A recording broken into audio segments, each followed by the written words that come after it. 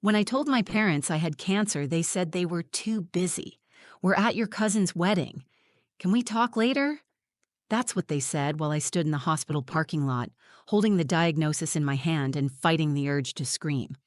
I went through chemo alone. My daughter, Isla, just 7 years old, held my hand through every appointment.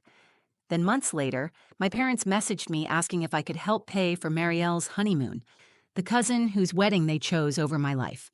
I didn't answer. But Isla did something I never expected. She gave them a letter from my doctor. They read it and their hands began to shake. My mom sat down without saying a word. That was the moment everything changed.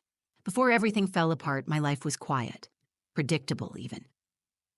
I worked as a nurse at a small community clinic in Portland. Most days started the same.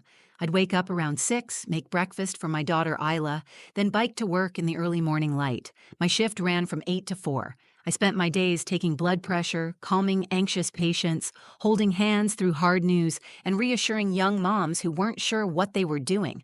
I loved my job. It made me feel like I mattered. Isla is 7. She's curious about everything, always asking questions, always drawing in the margins of her homework.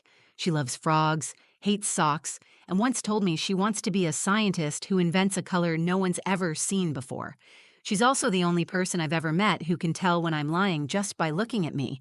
I didn't have much of a support system outside of her. My parents, Joanne and Russell, lived 3 hours away in Spokane. We talked occasionally. They called on birthdays and sent gift cards on Christmas. Our conversations were surface level, polite, the kind you have with someone you don't want to upset. They weren't cruel, just distant.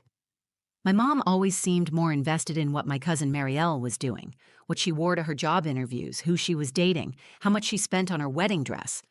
Marielle was the golden child. I was the quiet one, the one who made interesting choices, as my dad once put it. The week before I found out I was sick, I had this deep, unshakable fatigue. Not the tired you fix with a nap, but something else, something wrong. My hands ached. I had strange bruises on my legs that wouldn't fade. I ignored it at first, told myself it was stress or burnout from work. Nurses are always tired, I told myself. We put everyone else first. But Isla noticed. One night, while I was folding laundry on the couch, she came up behind me and put her small hand on my back. "I feel slow lately," she said, "like a tired robot." That scared me more than anything. She could see it. I made an appointment the next day. I didn't tell anyone. Not my parents. Not even my best friend Liana, who had just moved out of state. I figured I'd go in, get some blood work, rule out anything serious, and move on.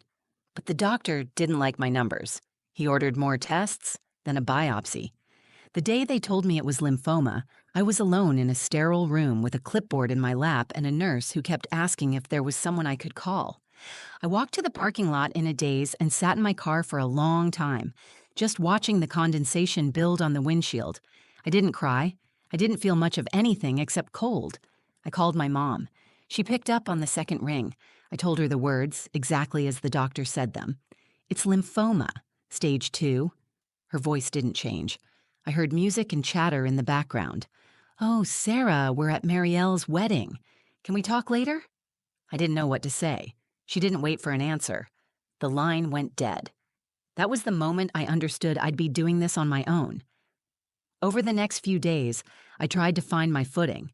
I had appointments to schedule, specialists to call, paperwork to sort through. Isla knew something was wrong, but I didn't tell her the full truth yet. I said I was sick and might be tired a lot. She nodded and went to her room. That night, I found a drawing on my pillow. Me and her, both bald, holding hands in a field of stars. She didn't say a word about it. She didn't have to. I didn't tell my parents about the treatment plan. I didn't tell them when chemo started. I didn't tell them about the nausea, the hair loss, the nights I couldn't get out of bed except to crawl to the bathroom. They didn't ask. They sent a thank you note for the wedding gift I didn't send. That was it. I should have felt devastated by their silence, but I didn't. I felt hollow, like the air between us had always been thin, and now it had finally disappeared. But Isla stayed close. Every day she'd climb into my bed after school and ask, "Good day," or "Bad day." And no matter how I answered, she'd say the same thing. "Okay, then I'll be extra brave today." That's where everything began.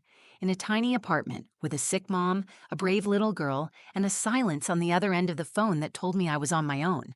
Chemo started on a rainy Tuesday in October. I went straight from work at the clinic to the cancer center, changed into a hospital gown, and sat in the vinyl recliner waiting for the first drip.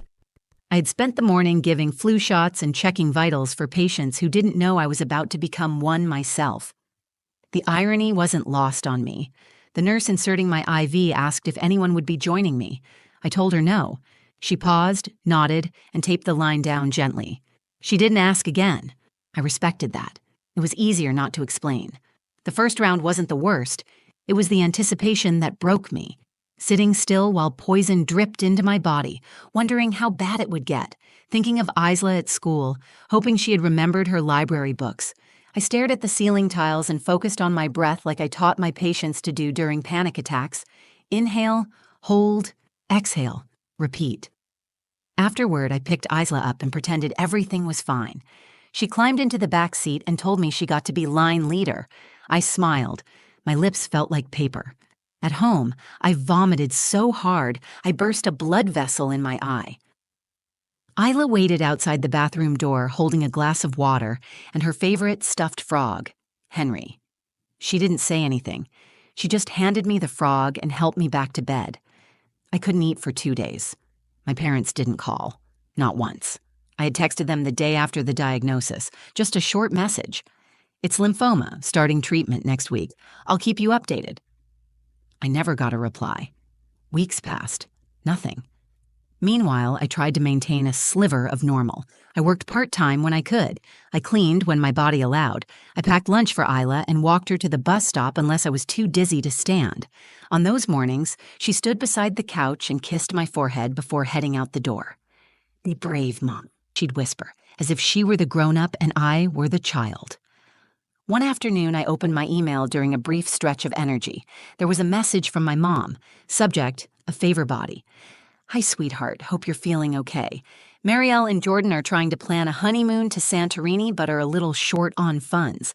We were wondering if you could contribute maybe $2,000 to help them make it happen. No pressure. Just let us know. Love you." I read it twice. Then again. It didn't mention my health. It didn't ask how Isla was coping. It didn't ask how I was paying for my own treatment. Just $2,000 for a honeymoon.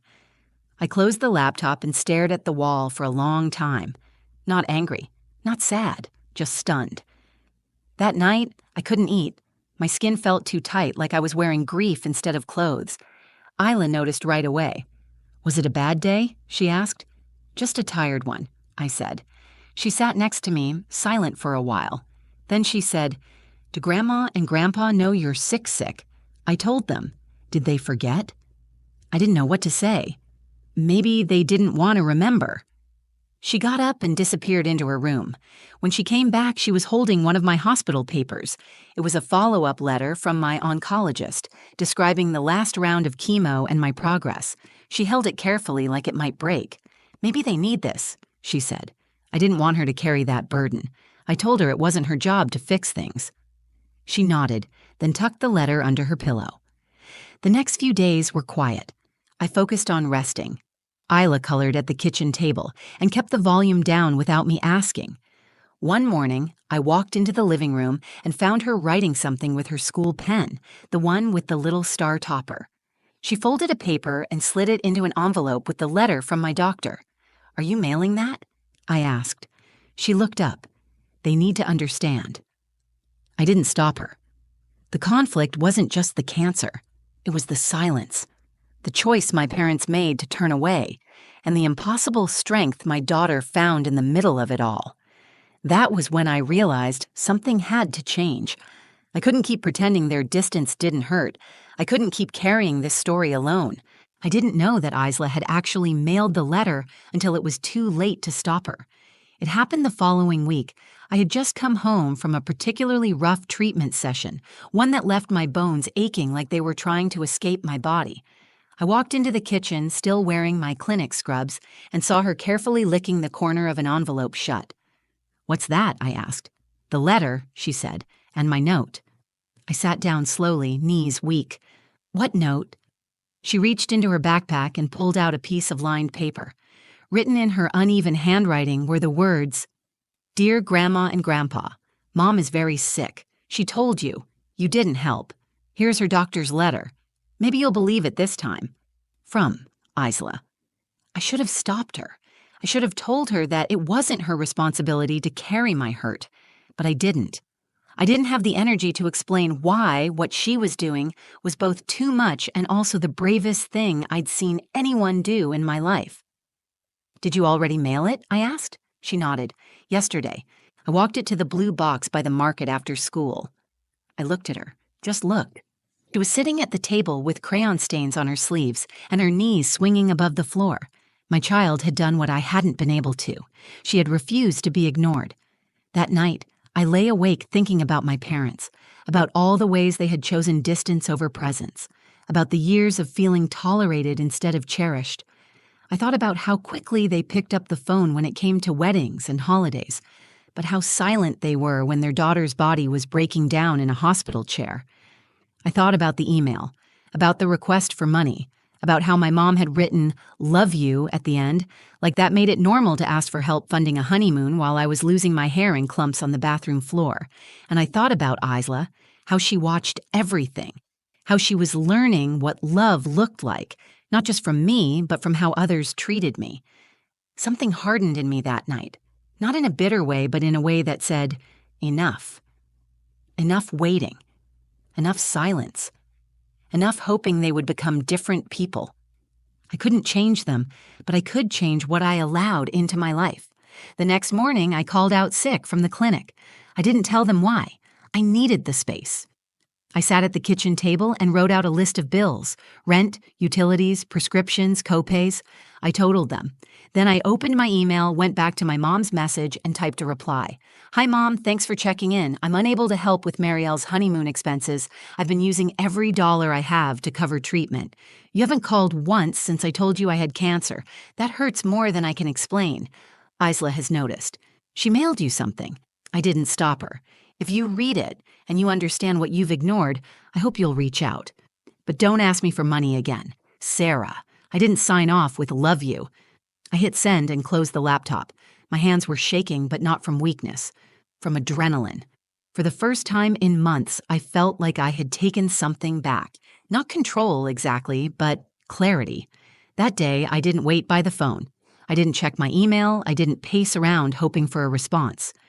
I took Isla to the park. I watched her hang from the monkey bars and laugh when she dropped into the mulch.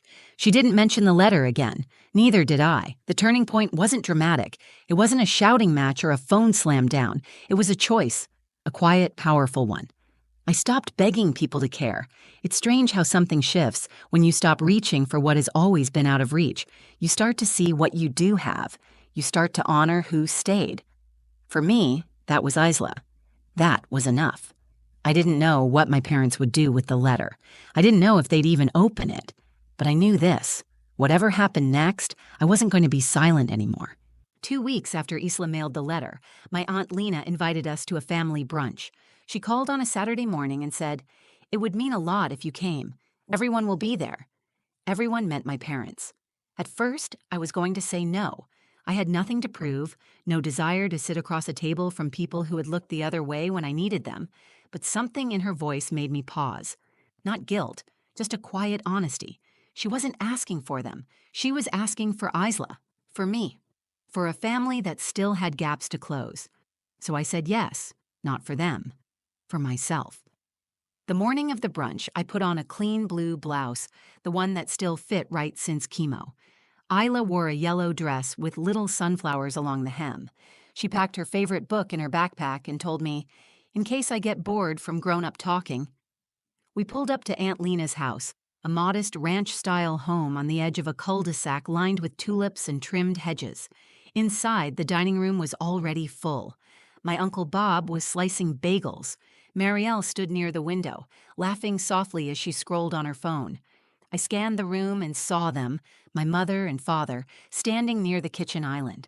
My mom was dressed in pastel pink, my dad in a blazer like it was a job interview. When they saw me, they didn't smile. They didn't wave. They froze. Isla didn't hesitate. She walked straight toward them, her backpack bouncing with each step. She reached in, pulled out the now creased envelope, and held it out to my father. "Did you read it?" she asked. The room went silent. He took the envelope, looked down at her, and nodded.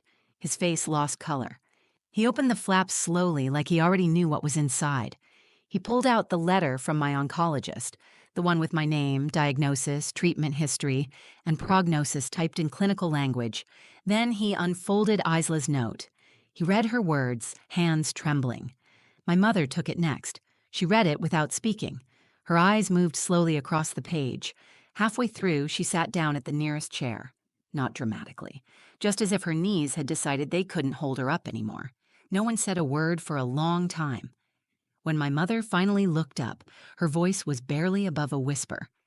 "You went through all of this alone." I nodded. She blinked like she didn't quite believe it. "Why didn't you tell us again?" Isla stepped forward. She did. My dad opened his mouth, then closed it again. He looked older than I remembered, smaller somehow. Aunt Lena cleared her throat, trying to ease the tension. "Why don't we all sit down? Food's getting cold." We took our seats. My mom stayed quiet. She kept her hands folded on the table, the letter between them like a weight she didn't know how to carry. My father didn't eat. He kept glancing at me, then back at his plate. Eventually, he spoke. I didn't know how to respond. I told myself you were exaggerating, that maybe it wasn't as bad as it sounded. But it was easier to believe that than to admit I failed as a father. I said nothing. I didn't need to. For once, the silence was theirs to hold. My mom looked at Isla. "You were so brave," Isla shrugged. "She's my mom." That was it. That single sentence carried everything. It stripped away the excuses, the distance, the years of emotional absence. It said what I couldn't, what I no longer had to. After brunch, we left without saying much more.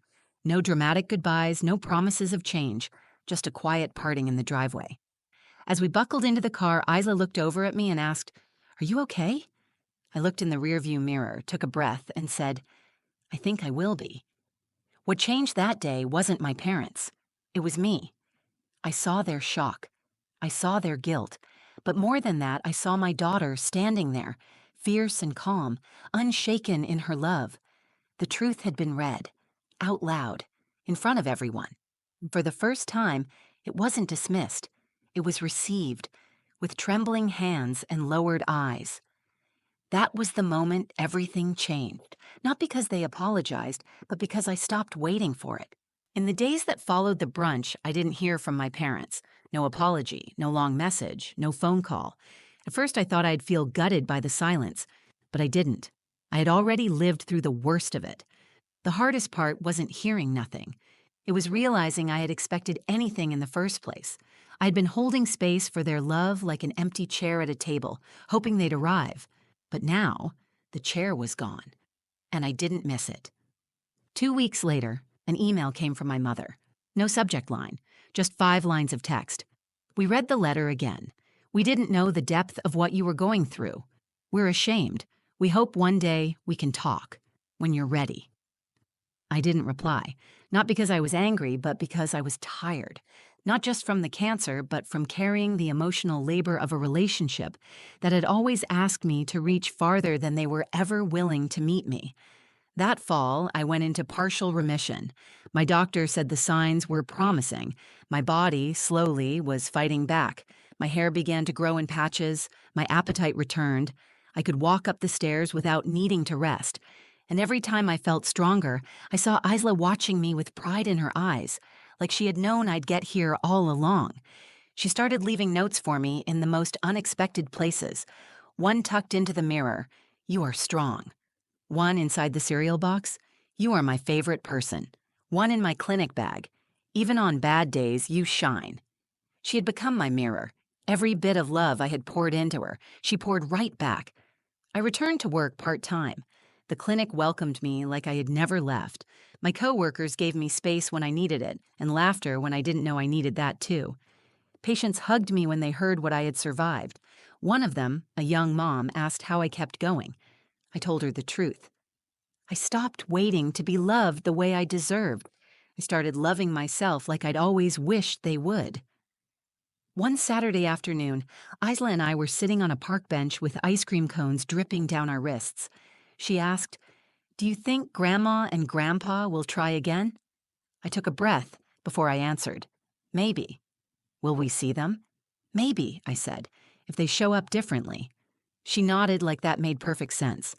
Then she looked up at me and said, "I think you're really brave." I smiled. "I think you're the bravest person I know." And she was. She had stood in the middle of a family storm and held steady. She had spoken truth without flinching. She had reminded me, in the quietest and most profound way, that we are never powerless when we speak with love. What I learned through all of this wasn't just about illness.